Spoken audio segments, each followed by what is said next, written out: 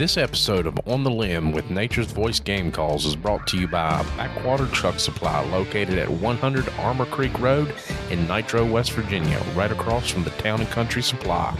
Contact them today at 304-610-8699 or check them out at backwatertrucksupply.westvirginia.com. Backwater Truck Supply specializes in accessoring your ride to your liking, new or old. Does your Jeep or truck need lifted or leveling kit installed? They've got you covered. New tires or minor automotive repairs? They got you covered there as well, with a full-service lift along with a wheel balancing machine. They are affiliates with some of the top brands in the automotive industry. Contact them today at 304-610-8699 or check them out at backwatertrucksupply.westvirginia.com. All right, guys, welcome to another episode of On the Limb with Nature's Voice Game Calls. Tonight, we've got special guest Shane Simpson with Shane Simpson Hunting and CallingAllTurkeys.com. I also got co-host Dan Hall and Dave Young here with me this evening. How's everybody doing? Doing good. How about yourself? Doing well, Michael. Dave, good to see you back on here. It's been a little bit. Yeah, doing good. Good to be back. Nice to get to talk with you here, Shane. Looking forward to it. Anytime we talk about turkeys, I love doing that until I can get out there and start actually hunting them. Yep, definitely. So get right into it. You're the creator of Mouth Call Mechanics. So tell us a little bit about that. So yeah, Mouth Call Mechanics was a video that I created back, I think, about 2014. And that all came about because I was a competition caller and getting into competition caller. But my calling was pretty rough back then. I started in like 2009. And I had some help from Scott Hook, who Hook's Calls, who I still pro staff for. And he was helping me develop that front end. Now, I guess he didn't really know exactly what was going on inside the mouth, but he knew how to describe what to do to help me get that front end. And it was basically, he said, like, hiss like a cat. And when I did that, I almost instantly was able to get a front end, that clear front note. And after some investigation and putting a camera into my mouth and a mirror, looking in a mirror, I was able to see that how my tongue formed a little air channel. And I'm like, oh, I wonder if this is something that's just, pertains to me, or is this how all callers that are, on the competition level, the ones that can call really well with the mouth call, is this what's happening in their mouth also? Yeah.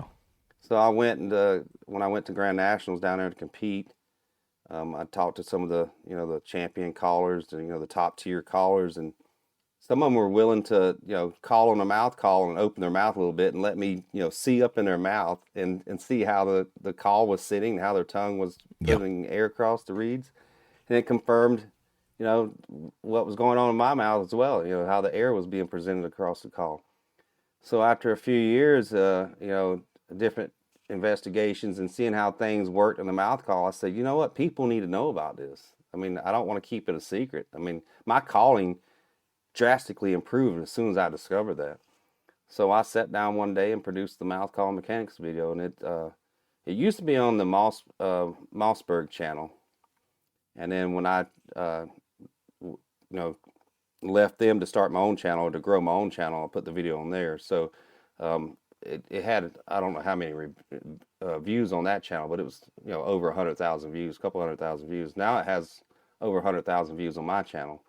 So it started over from scratch. But it's been very successful as far as its reach, and a lot of good feedback from people that, have learned a lot from it. And basically, that was just me trying to share what I learned. I didn't want to, I wanted the world to know about it because I thought it was such a great tool, or a great way of describing how to run a mouth call. And it was basically, how if you ever run a mouth call and you find a call that works for you, say a reverse combo cut or a bat wing, but you can't run a ghost cut or a combo cut, and you're wonder why that is. Most people just say, oh, this manufacturer's calls are junk, I can never run them. It's not necessarily the manufacturer, it's you're picking the wrong cut for you. And so now you can concentrate on picking the correct cut for you and then try it from different call makers, whether it's hooks or Woodhaven or, whoever's out there, Nightingale, whoever makes mouth calls, just concentrate on getting the right cut for you. And then you can pick out which brand you like the best. Yeah, speaking on that, we do a lot of these shows back home here, and we get all these kids coming up, and we try to help teach them the proper ways to blow through the mouth call to get their tongue in the right position and how they're supposed to blow through and all that stuff. So that's awesome. We're gonna have to start pushing them towards your video and showing them how to do it a little bit better. I appreciate that, but just forewarn everyone, I look so much younger in that video. It's been out so long. They see some of my current ones, they're gonna say, "Oh, that must be his little brother."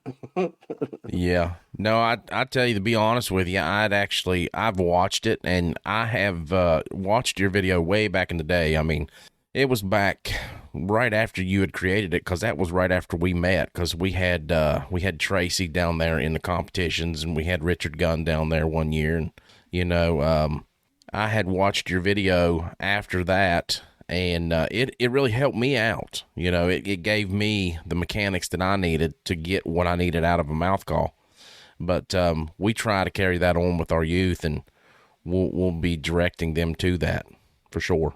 Yeah, I mean, it's me personally. I mean, I can't speak for everyone out there that's used that video to help them. I've gotten a lot of feedback, a lot of messages, emails, and stuff. People thanking me for producing that video, and because their calling's improved. But I did a quick little video one day. I put it on social media years later, and because I film my own hunts, there's examples of me running a mouth call from 2008, 2009, 2010, all the way up. I think it was 2017 or 18 when I made that little video. But you could, a little clip of each year, me running a mouth call, you could see the progression as I got improved. And that was just a span of 4 or 5 years, that I drastically improved from early teens up to that point, 25 years or whatever it was. I called exactly the same. People say practice your call and don't wait a week before the season practice and in the off season. Yeah. But if you're not practicing technique and changing it, you're just practicing that becoming a better bad caller. You're just you're building. I mean, it's true. You're building muscle memory of bad technique, and so that's what I did for 20 some odd years. I was just blowing a mouth call. It sounded the same as when I started my very first mouth call. And then in that short 4 or 5 years, after I learned how to properly put air across the call, I built new muscle memory. I can't even run a call like I used to. I don't even know how I used to do it. I tried to mimic it a couple times, and I don't even know how I managed to blow call air across it. But now it's totally different, and my sound, I think, is vastly improved. Sorry for the tongue tied there. How often or how long do you continuously practice?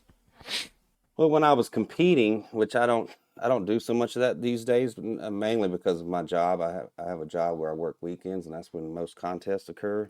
So I scale back a lot of my competition, but I carry a call with me 24 hours a day, or not when I'm sleeping, but there's one in my pocket, mouth call, all the time. And occasionally I'll bring it out during the week, or if I'm at work. And what my technique when I was competition calling was, not to work on everything, but to work on one call. Like I would work on my Yelp, and that would be for the entire year. I'm just practicing getting that front end and transitioning to the rasp and getting a nice rollover. Yep. Oh yeah. I'd get my score sheets back. I would score poorly in the cluck and purr. So the following year, that was the one call I concentrated on. I still practice my other ones, but I really concentrated on cluck and purr. And then the following year, I would do the key. And so instead of trying to work on all of them every year and every day, if you concentrate on one particular call that you really want to get down. Now, with that said, that's competition calling.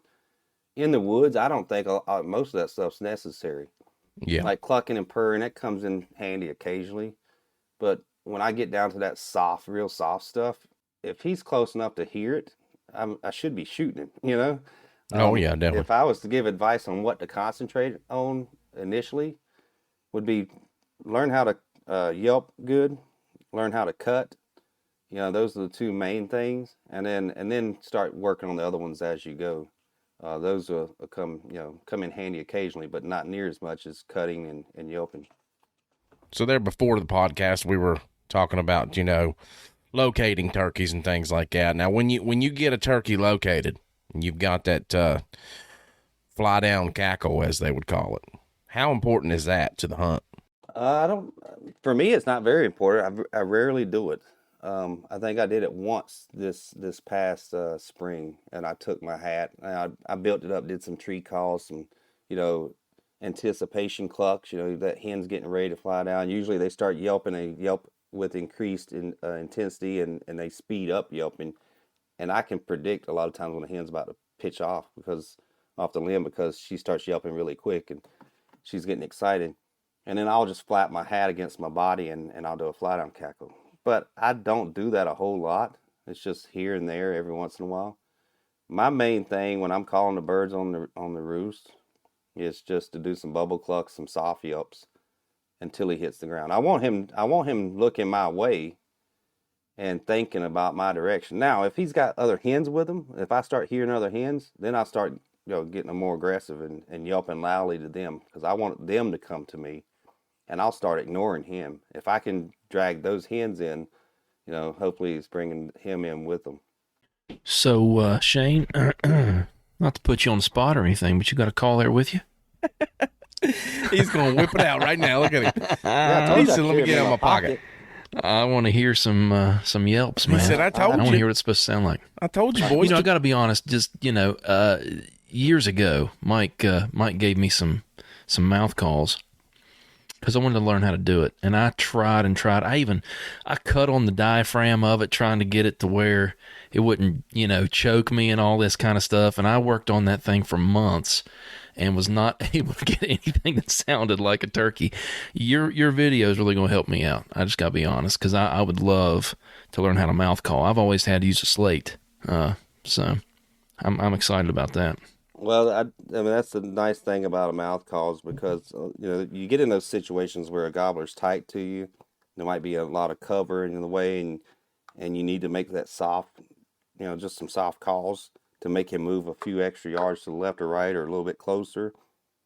And it's, it's almost impossible to make a call on a box or a pot call when a gobbler's, right in gun range, but just no clear opportunity.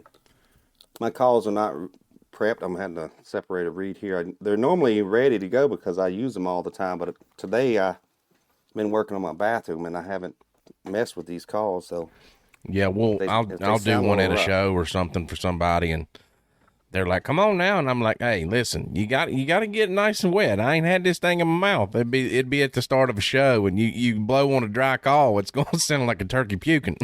Yeah, if I was competition calling, I'd pick my calls, and which means just put a little broken off piece of a toothpick in between the reeds, keep them from sticking. Yeah. But Yep.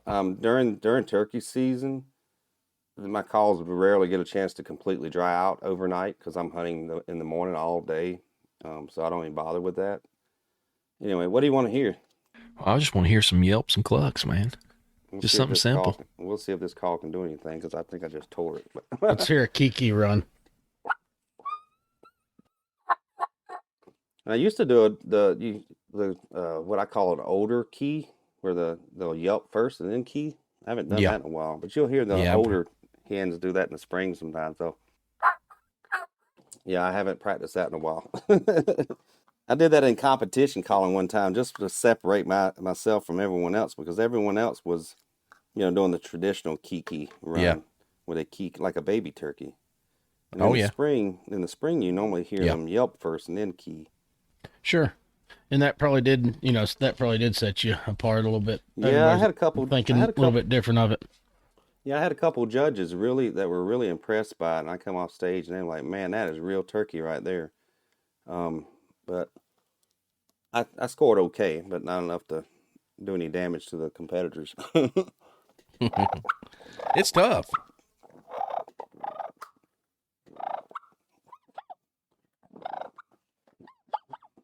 That was my proudest moment there when I learned how to do that little whine. Yeah, I want to learn how to do that so bad.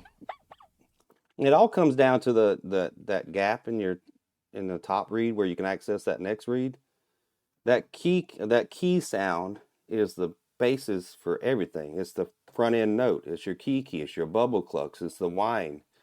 And I could rip this top reed off with all the cuts, And I could do all those I just mentioned, that front end note, the key, the whine.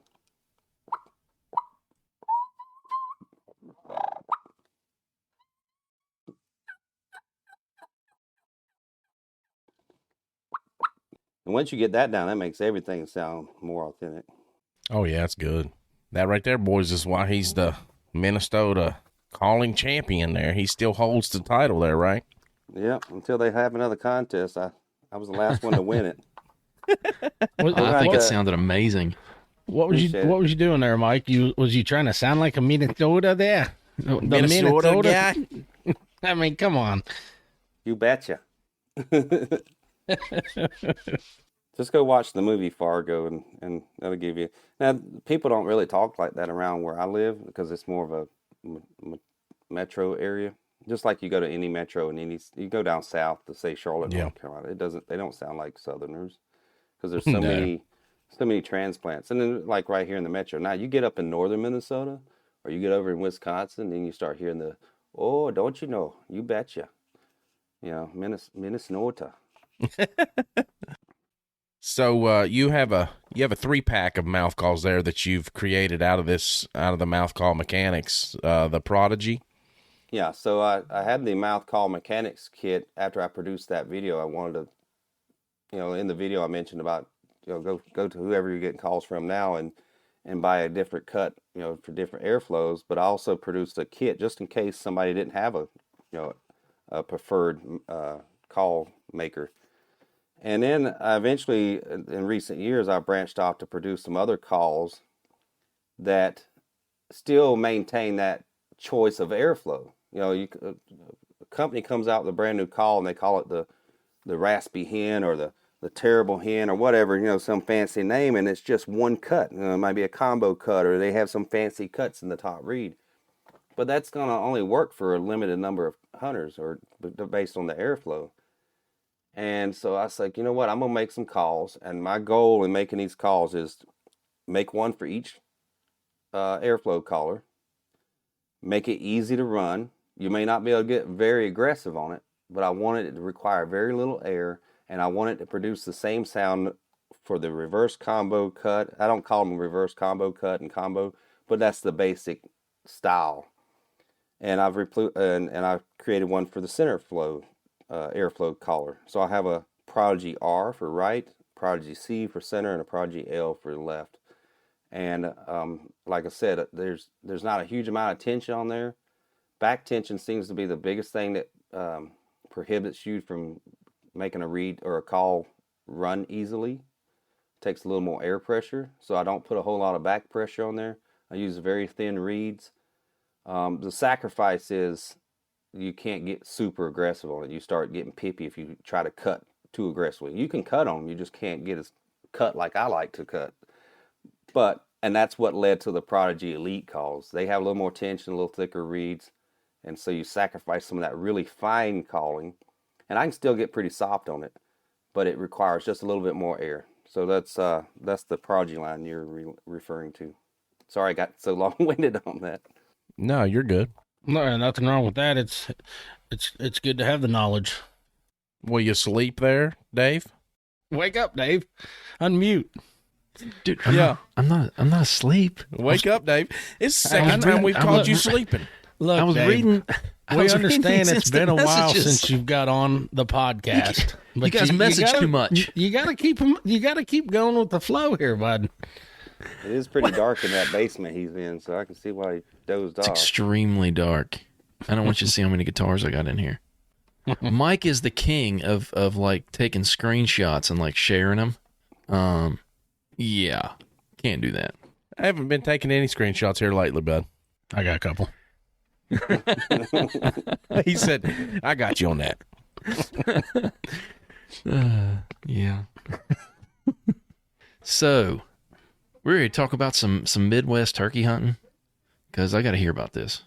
What you want to hear about? Tell me about them Midwest turkeys. Probably my favorite place to hunt currently.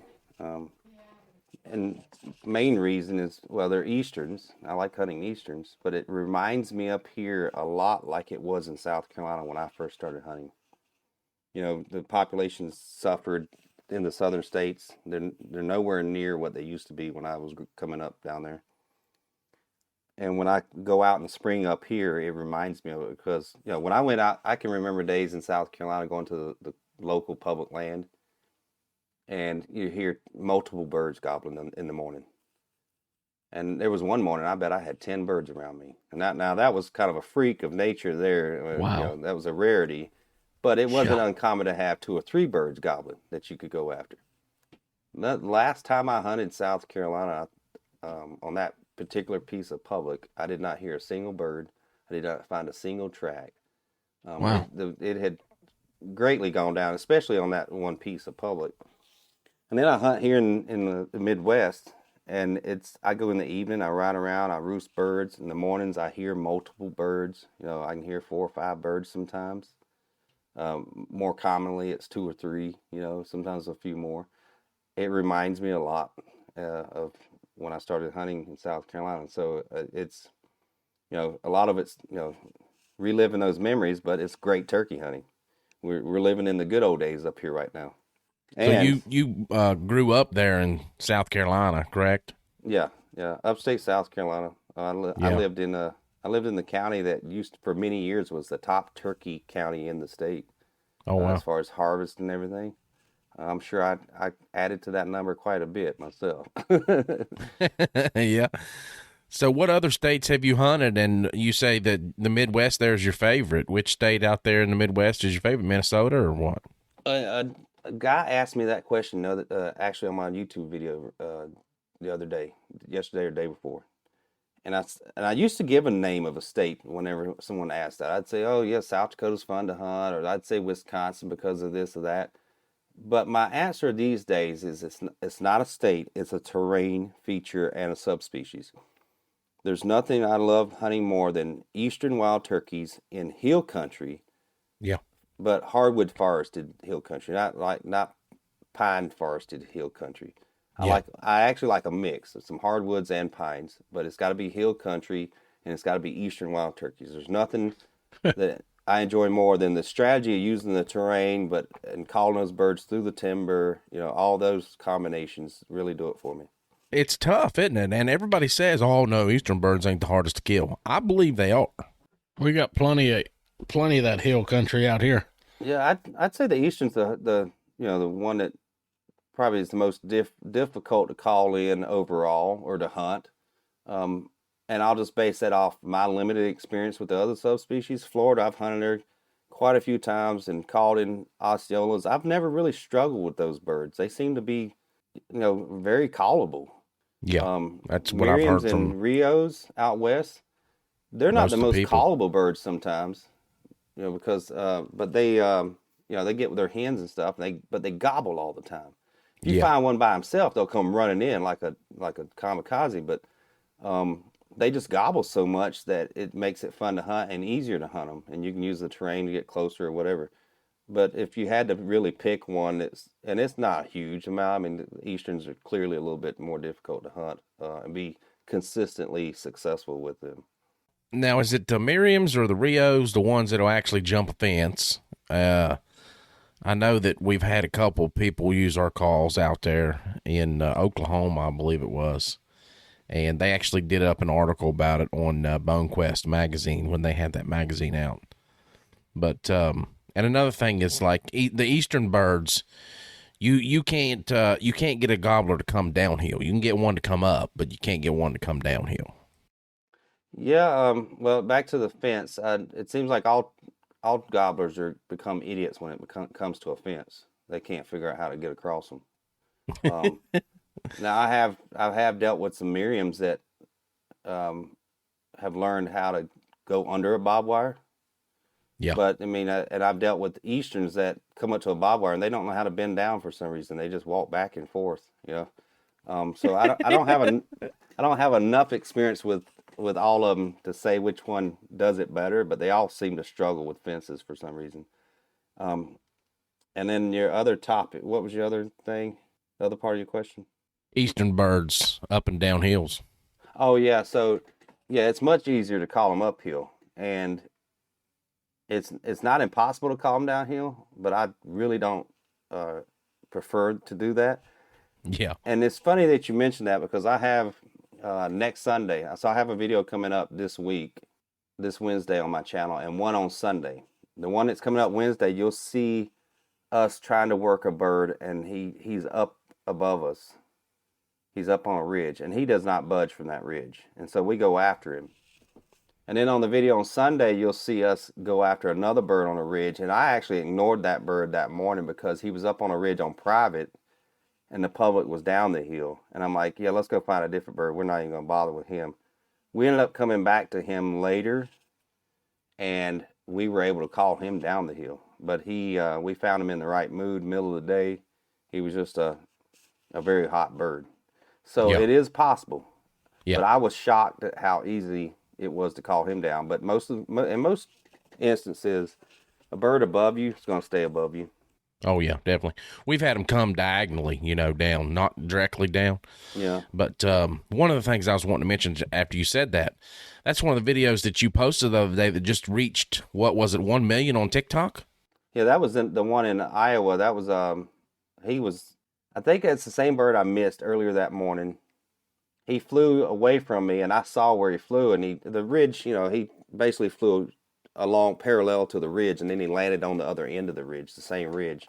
When he first gobbled again, like 30 minutes later, I'd been looking for the tree he was roosted in that morning. I was talking to the camera, just doing some wrap-up footage, and I was walking out, and I made it a couple hundred yards from where I shot at him, and he gobbled, and he was on the ridge, but down the hill, kind of even with me. So I had a little bit of high ground on him, but I was running out of public land to work with.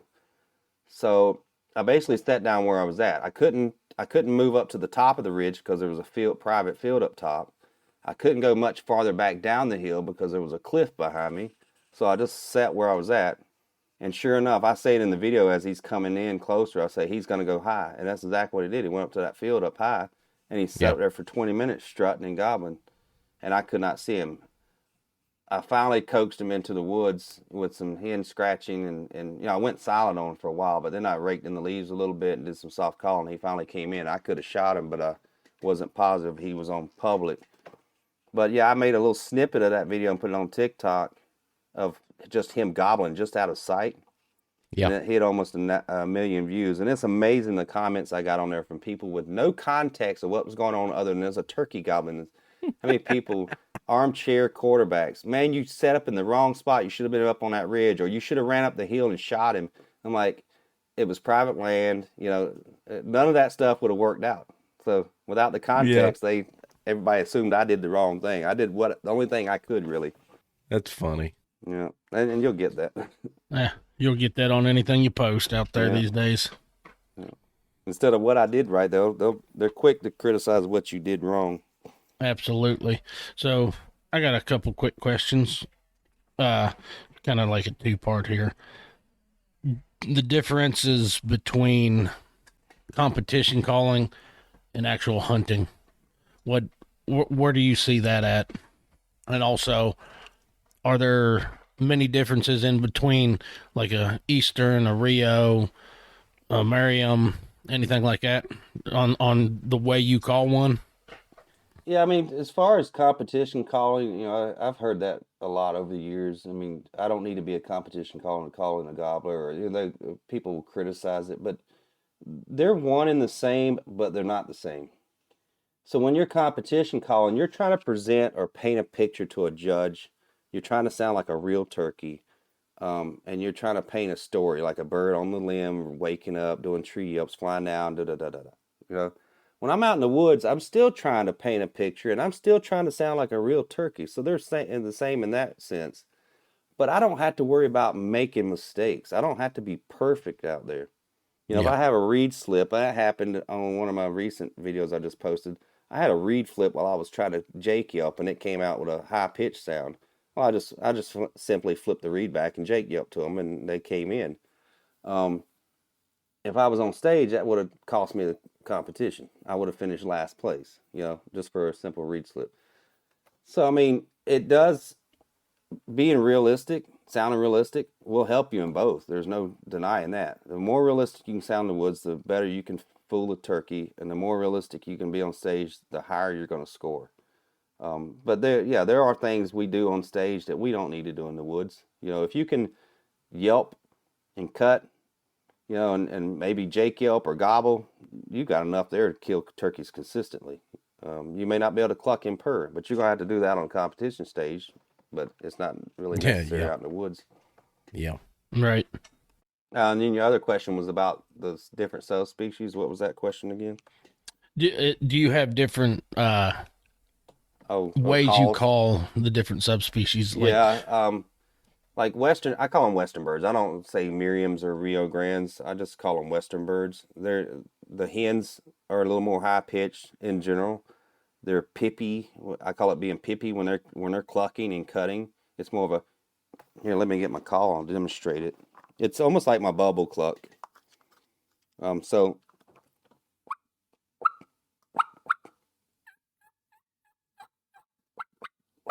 you hear a lot of that little whip, whip, whip, hip, hip, with hens out there. So I do a lot of that.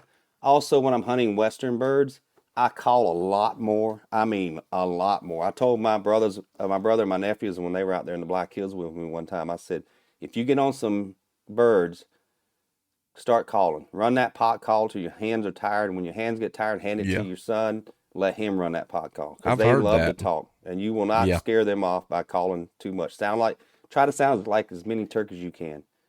Now, on the other hand, with Easterns, I call based on what I think's out there. If it's a lone gobbler, sometimes I'm excited to him. I'll cut and everything, or I'll just yelp him on in. If I think he's by himself, he's hot enough, and he's coming quick, I only need just to correct his direction, maybe with some soft yelps. If I'm dealing with a mixed flock of jakes and Eastern hens and gobblers, I'll sound like a flock if I can. Throw some jake yelps, especially if I hear jakes. I love jake yelping. That seems to work the best. But in general, when I'm hunting Easterns and Osceolas, I scale back the calling quite a bit. I do get more like a nice loud cut when I'm cutting. When I'm hunting Western birds, I try to sound like multiple birds, and I call a lot, and I get a little more higher pitched and pippier with my cutting, my clucks and stuff. That's awesome. Interesting to know. I've been trying to plan me as you would call it, a Western bird hunt here in the very near future. So I call them Westerns. There's so many hybrids running around these days. Oh, yeah. I mean, I go to South Dakota, I may run into a white tip bird or a brown tip, so I just call them Western birds. They sound like farmyard birds. Okay. Another thing we do here is our Salute to Valor. Tonight, our Salute to Valor goes out to Gunnar Edwards from Tuscola, Illinois. He served in the Army National Guard as an E5 sergeant from 2010 to 2018, where he was stationed at Fort Sheridan. He did one tour of duty to Afghanistan, where he was awarded the ARCOM as well as a Combat Action Badge. He separated his service in June of 2018.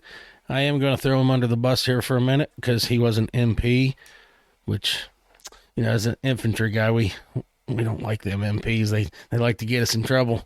But hey, we all have our duty there. He did his duty, and I will commend him. He has created an amazing program, nonprofit organization up there in Illinois, is the 217 Vets, and they're doing a lot for suicide prevention for these vets and just getting them together and just being able to talk to them. So we want to salute you, Gunnar, and we appreciate your service.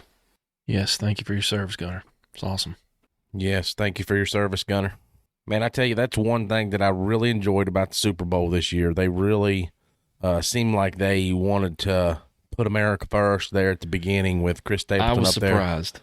I got to be honest. Singing the national anthem. And yeah, that was I'm telling you. That was probably the only thing I good. watched from the Super Bowl was that national anthem, and Chris Stapleton did a great job with it. Probably one of the best I'm I've telling ever you, heard. that man, as a vocalist myself, that man has amazing talent. Every time I've heard him sing live, it's not just the singing. I mean, it's the emotion. You could almost feel the emotion that he showed. It It was great, and that's what I was getting ready to say. Is like, but when he did that national anthem, that's probably the best national anthem I have seen on any sports that I've watched. Yeah, I agree.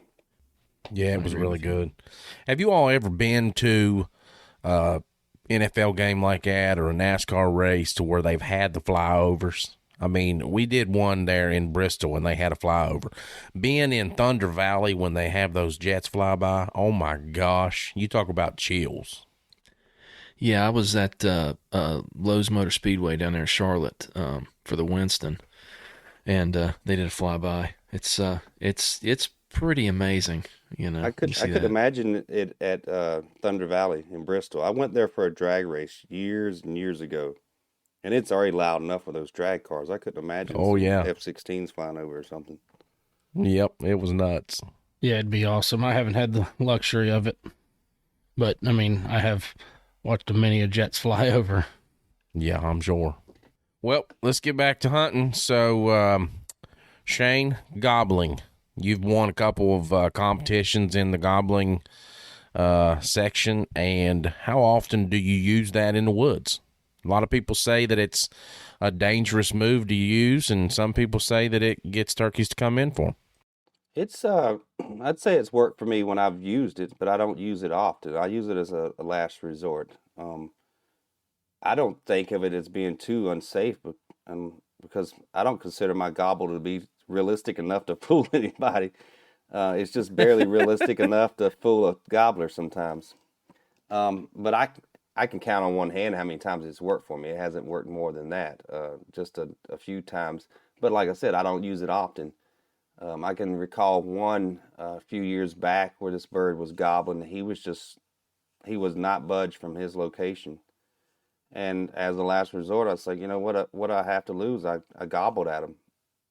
I think I gobbled twice, and that was it. And then he quit gobbling. I didn't hear him gobble again. A few moments later, here he popped into view. He come in to check out this new gobbler. Yeah. Because I guess he heard that hen. He's like, you're going to have to come to me, honey. And then he heard that new guy show up. Yeah. He's like, uh-oh. And, you know, it's like I said, it's yeah. The J-kelp has been more effective for me than anything. I think I've caught in more gobblers with J-kelps, especially if I know there's an adult gobbler, and I hear a J-kelp of a Jake nearby. As soon as I hear that, most times I just ignore that gobbler. I start J-kelping and communicating that Jake. Yeah. If that Jake comes in, a lot of times he drags that gobbler. It's more effective than calling a hen in. If you can get the Jakes in, the gobblers, you know, especially if they're buddies that are roosting near each other, they're kind of hanging out in the same vicinity with each other. They're kind of traveling together. It may not be actually together, but they're kind of spending time in the same general area. It's been a very effective call. I'd rather use that than a gobble. We might have to have a gobble off between you and... Go ahead, Dan. We might have to have a gobble off between you and Shane, Michael. Oh, jeez. Come on now. You got. I'm gonna throw you. I can't go up against no competition caller. Yeah, gobble off. I've only done well in gobbling on the local stage. I haven't done well on the Grand National stage in that. So now, when you're gobbling, Shane, do you normally use a mouth call or do you use a tube? I use a mouth call. I use a mouth call for about everything. I have box calls. I don't hunt with box calls because they're bulky and I'm afraid I'm gonna break them. I carry one pot call but my mouth calls I do most of it on. But yeah, I actually learned to gobble. A fellow named Kerry Elliott, people may know him. He's a competition caller. He's done very well in the gobbling division. And I went up to him and I was like, hey man, how do you gobble on a mouth call? Because I want to learn how to do that.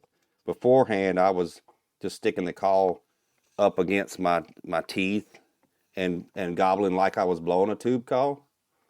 But he was showing me how to put it in the roof of your mouth, just like you run a mouth call in the traditional sense, and the words to say like tucka tucka tucka tucka tucka. You just got to get real quick with it, and then it just becomes a matter of adjusting your mouth. Like at the beginning, I'll kind of grimace a little bit to kind of get a little bit higher pitched sound, and then I'll transition to puff your cheeks to get a little deeper bellow sound in the end of the gobble.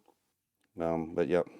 All right, well, I've got mine ready, so if you're ready to go, let's roll. Oh, my goodness. You want to lead it? You want to be caller one or caller two?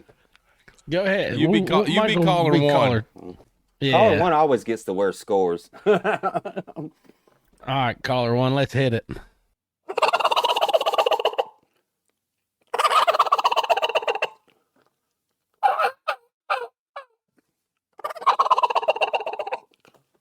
All right, that's all I got for you. Wow. Yeah. You might as well keep I don't that know how muted, it Michael. sounded over these. Oh.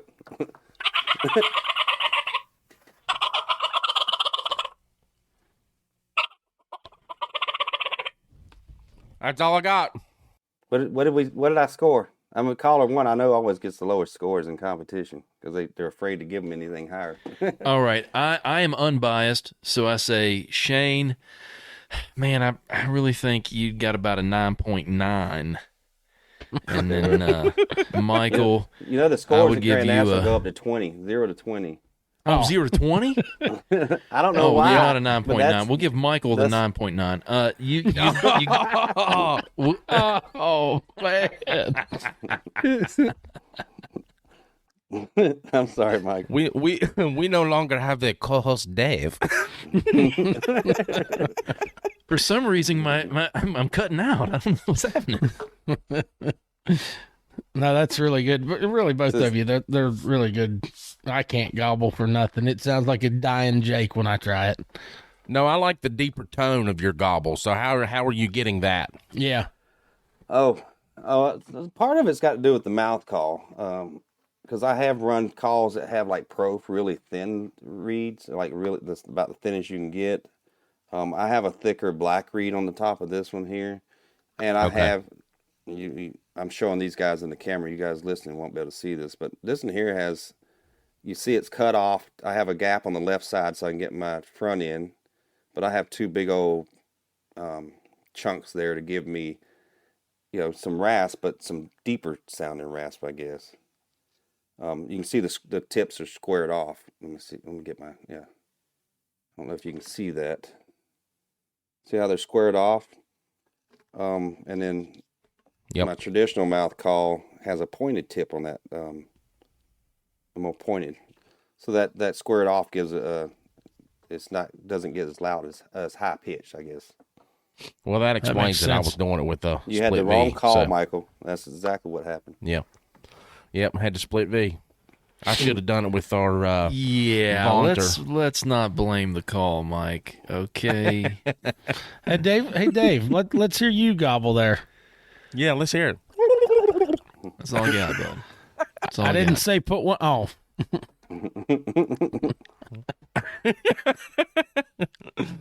All right, so you're not going to the NWTF this year. I seen Unfortunately. you post there the other day. Yeah, I'm sad about Everybody's that. like, "Oh, come on down for a couple days."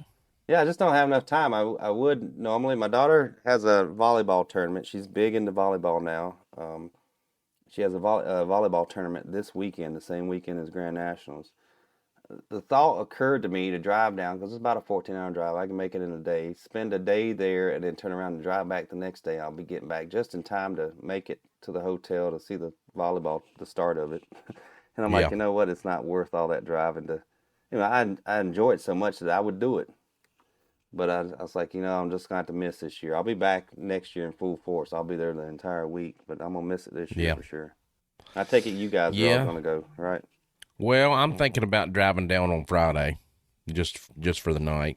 Yeah. It's been 5 years since I've been down there. Oh, I don't know if I Well, could go that long. if you go, Michael, you got to have a road buddy here. Yeah, that's what I was figuring. Yeah, ever Yeah, since I've it's, gone for the first time, I've been hooked, man. I loved it so much. Man, I've I never love been, it. so it would be a first. Yeah, Yeah, I tell you, I mean it's great. I tell you, for people listening, now, I mean, you don't necessarily need to stay at Opryland, but the most fun I have is when I stay at Opryland Resort and have a room there. It costs a little more, but you roam around this thing. It's like from dawn to late into the night, turkey. Oh, yeah. And socializing, and there's restaurants, and there's shopping. I mean, and then just camaraderie with other turkey hunters. And it's like its own little inside town. Yeah, yeah. I mean, It it's has- great. It has streams and wildlife, and Yeah. and you can see the sky, and it's 70 degrees all the time. Well, you know what they say. Yeah. It only costs a little bit more to go first class. Yeah, I mean, you could stay at a off-site motel or hotel, but then you got to shuttle in and out, and it's just a pain in the butt when if you're there at the convention and you're spending all day there and you get tired, you can just go to your room and take a quick nap or go get you some lunch if you bring some food with you, and then go back out there and do it all over again. And it's so much fun. And Yep. ever since I went, I was like, I got to do this every year. So it's really hurting We me not to go this year. we ate at the Jack Daniels place there, man. That's so good. That's probably my favorite one to eat. I usually get the fried catfish. Mm-hmm. That's a good place to eat. Yep. So if you're So listening, you've been turkey hunting. go to Nashville. Sorry. Go ahead. Sorry, I messed you up there. No, I had one last thought about it. If you're listening, you got to make time to go there one year because you're missing out if you have never been to the convention. Yeah, I agree. I mean, this year is the 50th anniversary, so it would suck to miss that one, but Oh, yeah, family just comes rub first. it in. Anyway, you were about to say. Yeah, I was just going to talk about how long you been turkey hunting. I mean, you've been turkey hunting over 30 some years. Yeah, 30 some odd years. I got introduced to it as a kid. We had about 50 acres in South Carolina, and growing up out in rural South Carolina, what comes natural to go outside, BB gun, shoot stuff, and then progress into a shotgun and hunting stuff. There was no social media back then, internet growing up.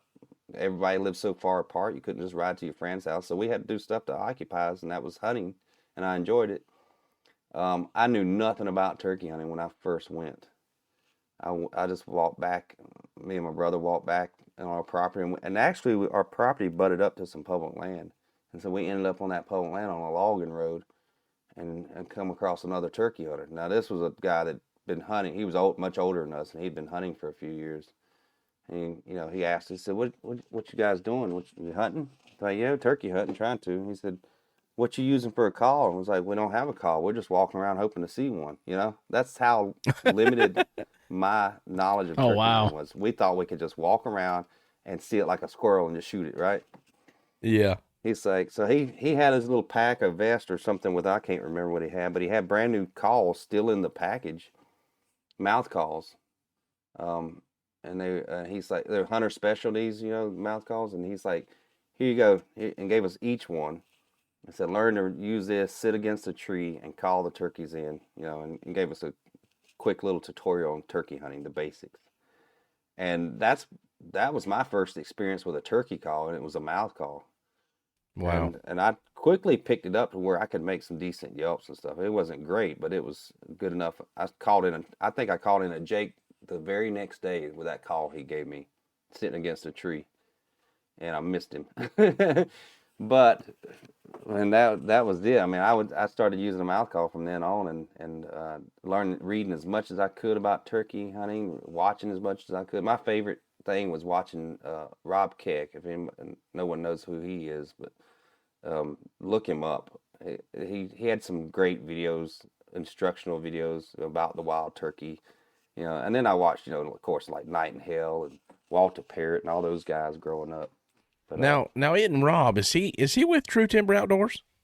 I don't know what he's doing these days. I saw him at the national convention last year, or the year before. He was presenting some awards and stuff. But he used to be the CEO of the NWTF years ago. But I don't know what he's up to these days. But he was a familiar face in the turkey world when I was growing up. Yeah. How do you spell his last name? Keck. Keck. Like a chicken pecks, I guess. Yeah, I'm pretty sure it is. I'm going to look into that here in a little bit. But something else that we do every episode is a verse of the day. So if you guys are ready for that, we'll hop into that. Today's verse of the day is out of Matthew chapter 6, and we'll just read a couple verses starting with 25. This is out of the Passion Translation. I really like this translation, so everybody knows that who listens.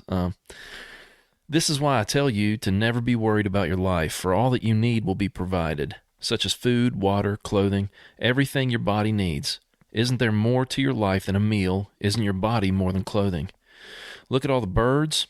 Do you think they worry about their existence? They don't plant or reap. And we're talking about turkeys. I mean, turkeys don't go around looking for, looking to plant a garden or build a house, right?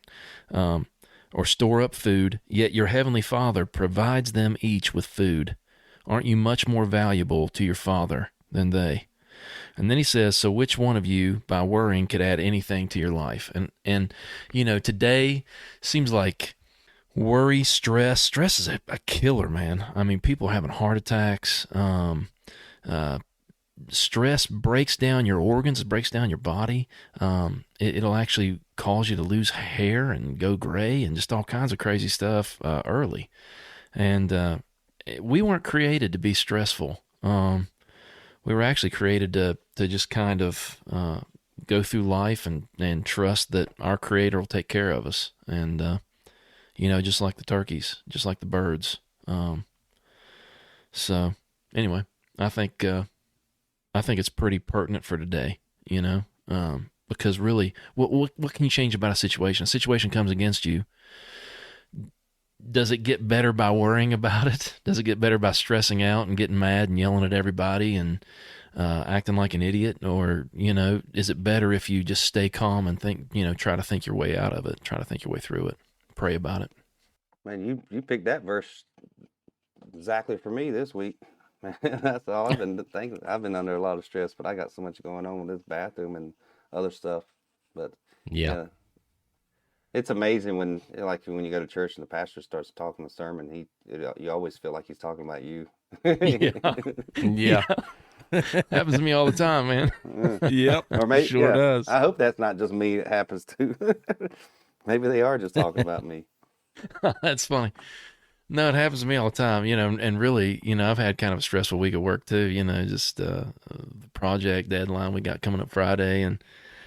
But I tried to remind myself this morning of this verse on the way in. It's kind of like, what would it help the situation if I get all stressed out? So Yeah, that's exactly right. I mean, there's not much you can do about it. So just try your best to put that stress out of your mind and just go about doing what you can do. yeah. Keep on pressing forward. Yeah. But it's easy to let it get a hold of you. I know that from experience. Yeah, I've been real stressed here lately at work too, Dave. Oh wait, I'm not. I have no Wait a job second, right now. Dan, that's not nice. Yeah, he's unemployed right now. I'm living the best life, the retirement life. Yeah, the semi-retired for just like 6 months, and then he's back to work. So going back to Rob, I was looking up on that. He is he's one of the experts there with Bass Pro Shops, and he's been with Bass Pro Shops for like 10 years, I guess. It's kind of crazy. I didn't know that, but I need to look up going some down of his through old- here. I want to see if he's got some of his old videos on, probably online or somewhere. I can't remember what the names of them were, but I remember watching them growing up. There might be some old ones on YouTube. Who knows? Oh, I'm sure there is. So going back on here and reading some of his stuff, the first person to ever take a wild turkey in every state in the U.S. Was Rob Keck? was Rob Kick. Oh, so he's the first person with the, what is it they call it, U.S. Super Slam or something like that? Yeah. He says Wow. he was the first person except for Alaska, which had no turkeys at the time, plus Canada and Mexico, Guatemala and New Zealand. Yeah, and Wow. Alaska still doesn't have a huntable population. I think they may have some birds around that somebody put in there, but you can't hunt them or something. I'm not sure. Yeah. What would they have? What subspecies would Alaska have? Whatever somebody put there. It's just like Right, okay. Hawaii has like Rio Grandes, I think, or Miriam's, one of the two. I can't remember. Right. Okay. They're not native. Somebody just transplanted them there. I got you. Okay. Makes sense. You know, Thomas Jefferson wanted the turkey to be the national bird instead of the eagle. Kind of glad that didn't happen. Was that Jefferson or? I know we wouldn't be Benjamin Franklin? enjoying them. You know, That was Jefferson. Oh, okay. I always thought it was Benjamin Franklin. Maybe. Maybe. maybe it was. Now I got to look it up. Yeah, me too. I'm over. I here know looking he's up on. Rob I know Keck, he's on the old $100 turkey bill. videos. Yeah, you would know he's on the $100 bill, Mike. High roller. That's right, I can't remember the last time I seen a $100 bill. man. I tell you, he's It done a was lot Franklin. of stuff. I watched him like you're saying through the years, but I've most recently seen him pop up again because we're partnered with True Timber Outdoors and True Timber Camouflage, and he's, him being with Bass Pro Shops, I mean, he's wearing Strata and he's wearing all the True Timber stuff, all the redhead. Anything that's done Bass Pro Shop is done True Timber camouflage. So, but I mean, he's been an Olympic. I mean, he's done all kinds of stuff. That was Benjamin Franklin. So it was, okay. So I got one right. I got a bonus point here. So I see that he was the MC of the 2022 NWTF Grand National Calling Championships down in Nashville. So last year. Oh man, that'd have been something. It was called Turkey Call TV. Was the show that we used to watch. Oops, I just hit the play button accidentally on a video. But anywho, all right. So we've settled that, I guess. Benjamin Franklin. Yeah, he was Benjamin Franklin. So what if it would have been the wild turkey? I mean, we would have been shooting national bird, I guess. I don't think it would have prevented us from hunting it. Yeah, I guess you would have flip-flopped it, so you'd have been able to hunt eagles instead of wild turkeys. Yeah, we'd be eating eagle. I don't think you would. For I think it still would have been able to hunt. I mean, how many birds have like animals? The eagles. Their state bird or their state. There's some states that have the turkey as their state bird, don't they? I don't know. But even you still wouldn't be hunting an eagle because they're still a bird of prey and they're still protected. About time to open season on eagles, though. Or red-tailed hawks, anyhow. Yeah, those. All of them. Great horned owls. I'd love to have one of those. I acquired, my mother hit one in the truck one year, and I didn't realize you couldn't get one mounted. I took it to the taxidermist because it was cool. It was a big old owl. So I took it to a taxidermist friend of mine. He's like, yeah, exactly. He said, I don't care how it got killed or anything. He said, that is 100% illegal. Get that out of here. I'm like, oh, did not know that. I was 17, 18 years old. I thought it was cool as crap, but didn't know that. So you're talking about states that have turkeys as their state bird. There's 4 states. One of those states is Alabama. They love their birds down there, their turkeys. Yeah, that's true. They definitely hunt them there. So yeah, have you hunted Alabama? Yes, I did I can't remember what year it was. I did a few years back, and I missed one, and that still eats at me. And I jinxed myself because Aaron Warbritton was down. Him and his crew of the hunting public were down, and we just happened to be in the same area hunting. And he was talking to Mike Pentecost of Woodhaven about a bird they had missed that morning. And I put my foot in my mouth as soon as I opened it. It's like, oh, if it'd been me, I wouldn't have admit. And I think I cut myself short. And I was like, and Aaron interrupted me. He's like, oh, you shouldn't have said that. You're gonna miss. I did that one year, and I got to think about it. I said, yeah, I probably shouldn't have got so cocky and said, yeah, I wouldn't have missed. Because the next morning I did the same exact thing. Had a gobbler come in. I wasn't even expecting him to show up. He went quiet on limb. I hadn't seen him or heard him in a while, and I let my guard down. Next thing I know, I hear drumming, and I look up, and here he come, and I'm trying to get my gun up. All of a sudden, he sees something out of place. I think I basically just rushed the shot. I came up with my gun, to my cheek, and he turned to run, and I shot and went right over his head. You could see the cloud go over, and he ran out of sight, and that was my only opportunity, and I was so pissed because I was like, man, day 1 here in Alabama, I'm going to get it done, or day 2. Yeah. Well, I've heard their birds are pretty plentiful down there. Yeah, it's been a few years since I've been, but, I was on birds both mornings the first 2 mornings. I think I was there for 3 days. Maybe, I can't remember. I know I was hunting Florida, and I stopped in Alabama on the way home, back to Minnesota. And I had opportunities. I've worked birds, and I missed a bird. So, it seemed like the hunting was pretty good. I haven't been back since, so I can't give a, educated answer as far as what their population's like right now. Yeah. So was you in Florida hunting with Scott? Nah, that year I think I was probably hunting with Doug Updike. I don't remember. My buddy Doug, the one that his gun fell apart while we were walking down. I don't know if you guys have seen that video. But we were walking down this little trail to turkey hunt, and he's like, "Oh my goodness," or something. He made some noise, and I turned back, look at him. There, his gun was laying in parts around him. Oh my God. Yeah, the one of the bolts holding it together came loose, I guess, and he had the gun slung over his shoulder in the gunsling, and then it came loose. It just fell Yeah. apart and hit the ground. And he's like, "What are you laughing for? I'm trying to find a bolt to my gun." And it was hilarious. He finally Oh my found the gosh. bolt that was still inside the gun and was able to. I actually gave him my 12 gauge, my Mossberg that I had with me. He had like a single shot or a break action open gun or whatever. I can't remember what the gun was. But I said, "It looks like you're hunting with my Mossberg now." And we called in the gobbler 30 minutes later, and he shot it with my Mossberg.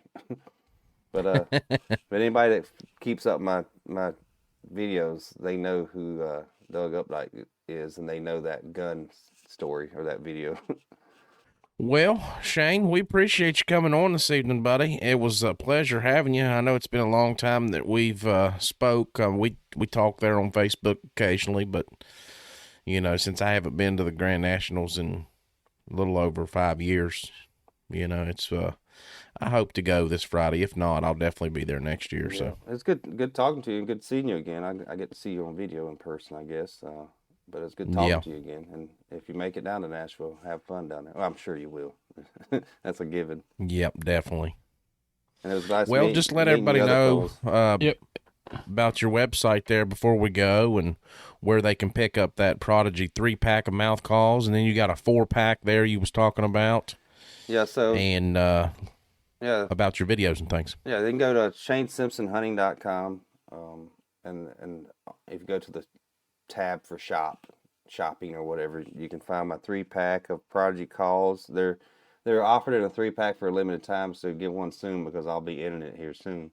And when I go turkey hunting in next month, I quit selling any of my calls. I still sell Hooks calls, but I don't sell mine because I just don't have time to deal with the packaging and shipping.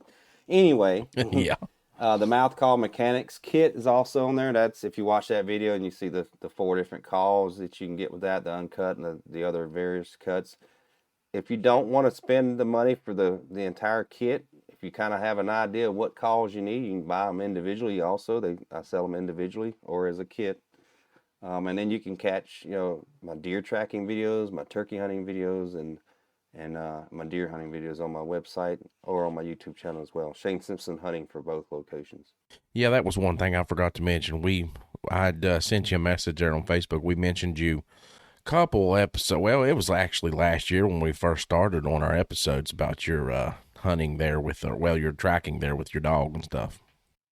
Yeah, we've been doing that for a few years now, and people after the first year tracking, I was putting stories on social media about our tracking. Everybody wanted me to start videoing it, so I started doing that, and I try to. Those are hard to video when you're moving through brush and stuff, and you got a dog. It's hard to. I'd say. Yeah, so you basically have to put it. I bought a 360 camera, and it's about the easiest way to capture that tracking on video. And I put some overlays of maps and 3D renderings of deer and try to explain what all the situation is. So I think a lot of people enjoy seeing that aspect of deer hunting, deer tracking. So. Oh yeah, for sure. Well, like I said, we appreciate you again, and thanks for coming on, and appreciate your time there. Yeah, my pleasure. Thank you, Shane. It's always fun to talk about turkey hunting. Yeah, it was a pleasure. Definitely. Thanks. It's definitely headed here pretty soon. It's coming up on us fast. What's I that? said, and it'll be gone just as quick. It comes and goes like that. Oh, I know. Yeah. Yep. All right, guys, that's going to do it for this evening. Thanks for listening. Be sure to check us out on Facebook, On the Limb with Nature's Voice Game Calls. You can find us on Spotify, Apple Music, Apple Podcast, Amazon Music, Google Podcast. Anywhere you get your podcast, we're there. We're on about 25 different channels, so be sure and check us out. Give us a like and subscribe, and be sure to check out Shane there on his videos. Shane Simpson Hunting and CallingAllTurkeys.com. I think he's been redirecting people over to his new page, so be sure to check him out. And thanks for listening, everyone. You all have a good night. Thanks, everybody. Good night. This episode of On the Limb with Nature's Voice Game Calls is brought to you by Carts Towing and Timco Auto Transport. Local and long-distance towing, auto recovery, roadside assistance, auto lockouts, and jump starts. and they also do repossessions. Give them a call today at 304-949-2323 or 304-925-0858. Again, that's Carts Towing and Timco Auto Transport, 304-949-2323, 304-925-0858.